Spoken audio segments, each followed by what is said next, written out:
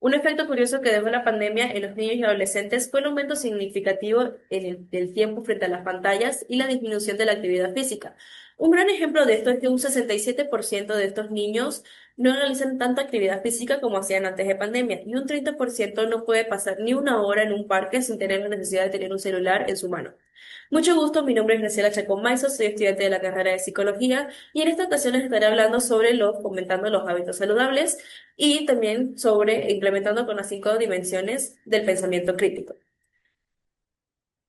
Primeramente, una pequeña introducción de lo que va a ser, lo que fue mi proyecto y lo que es mi ensayo. Hace 5 años pasó un acontecimiento muy importante dentro de lo que fue el mundo, que fue el COVID-19. Como sabemos, una pandemia que afectó tanto al área de salud, tanto física como mental. En esta ocasión les voy a hablar cómo afectó a los niños y adolescentes el estar tanto tiempo frente a las pantallas. Esto quiere decir que generó malos hábitos en el uso del celular, en los malos horarios de sueño y también en su raíz a los malos hábitos alimenticios.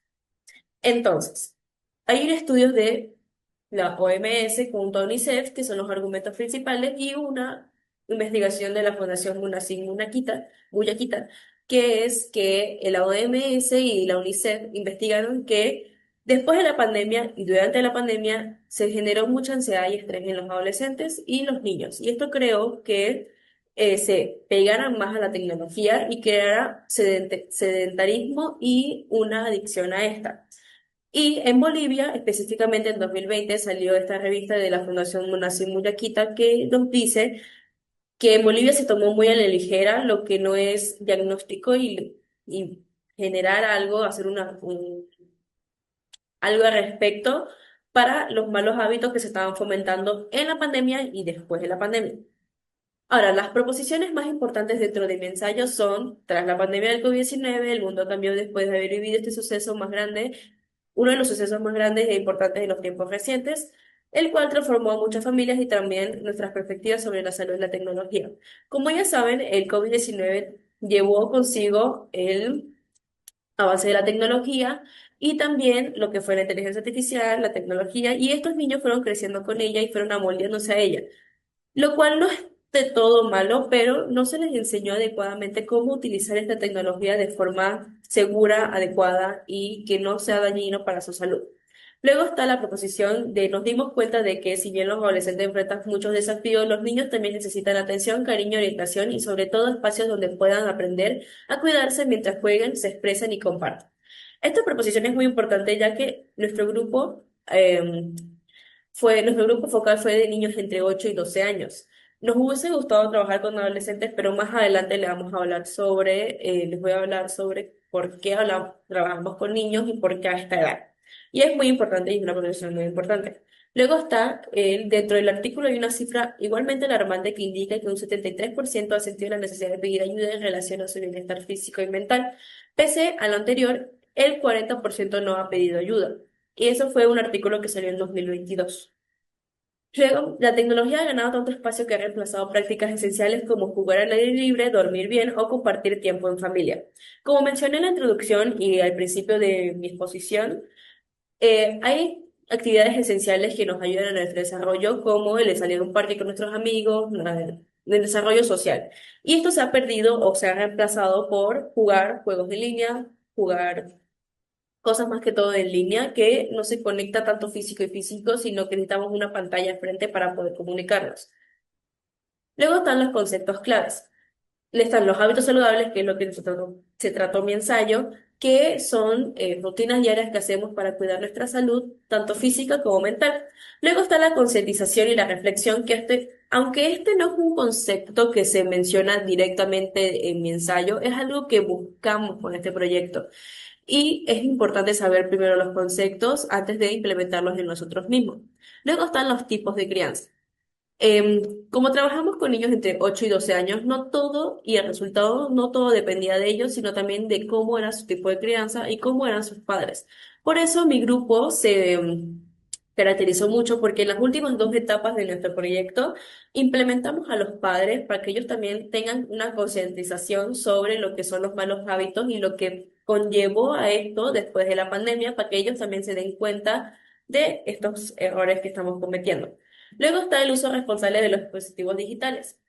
Eso es uno de los tres problemáticas que identificamos, pero ese lo vi como un concepto clave, ya que muchos de los niños que trabajamos en el proyecto decían que pasaban, se trasnochaban viendo videos de YouTube. Y esto hacía que tuvieran unos malos hábitos de sueño, que eso fue otro de los problemas, y a su vez que no desayunaban bien, no sé por qué, porque estaban frente a un celular. Entonces vimos como raíz eso, entonces es bueno saber el por qué y los conceptos de eso. Luego están los criterios de análisis. Este ensayo tiene relevancia e importancia ya que es un tema real que se ve en la vida cotidiana y que se vio antes y que es un problema que se puede ver después si no se trata adecuadamente.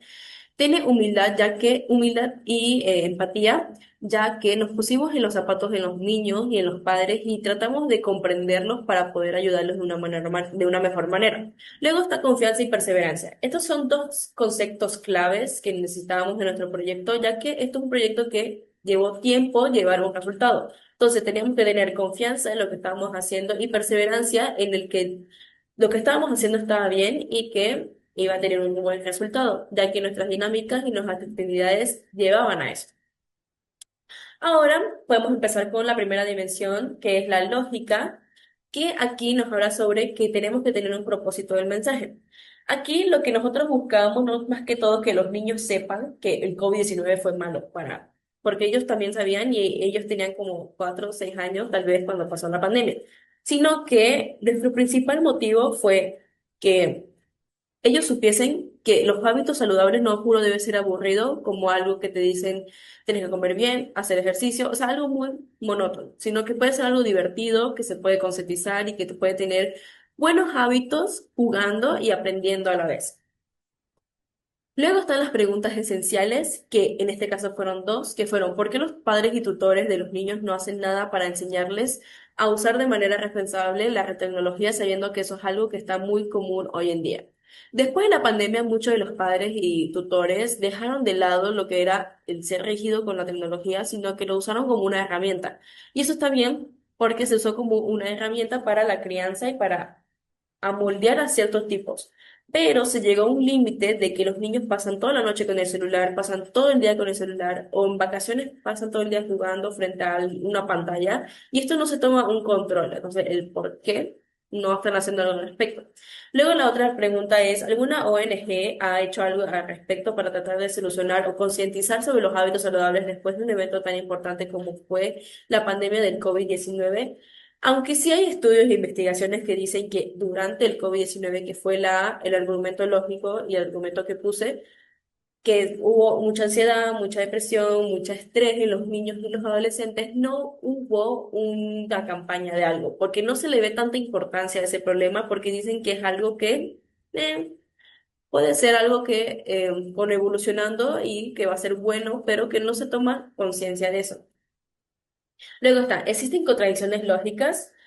Dentro de mi ensayo y el proyecto, sí, existen varias contradicciones lógicas que eran lo de los premios y recompensas, pero dentro de lo que es el enfoque que estamos dándole, sí hay varios contradicciones lógicas, como por ejemplo el de los padres, que es el principal motivo o el principal pilar que hay aquí, que es el que siempre dicen que cuidan bien a sus hijos, que no usan pantalla, pero aún así sus hijos sí lo siguen usando. Es como muy contradictorio y, por ejemplo, en el proyecto había padres que nos decían que sus hijos sabían sobre la nutrición, sabían sobre los buenos hábitos, se dormían temprano, pero en una actividad que hicimos con ellos, nos dimos cuenta de que no era del todo cierto, sino que ellos también tenían como sus sombras grises y que no cuadraban.